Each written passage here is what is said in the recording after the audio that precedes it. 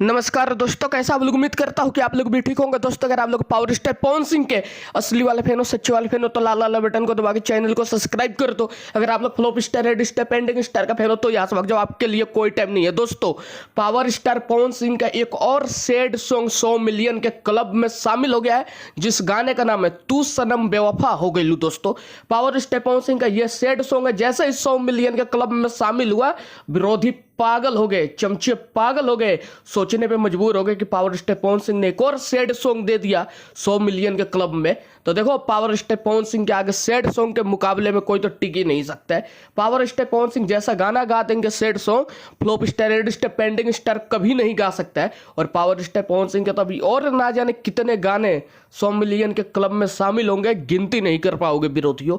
और power star Pawan Singh का ये गाना है वेब म्यूजिक भोजपुरी पे, तू सनम बेवफा हो गई। जो लोग इस गाने को नहीं सुने, जो पवन सिंह के फैन इस गाने को नहीं सुने हैं, उन लोगों से मैं निवेदन करना चाहता हूं कि आप लोग जाओ दोस्तों, इस गाने को सुनो। 100 मिलियन नहीं, कुछ ही दिनों में 200 मिलियन कर दो, ताकि विरोधी देख देख के पागल हो जाए कि पावर स्टार पवन सिंह की पावर क्या है।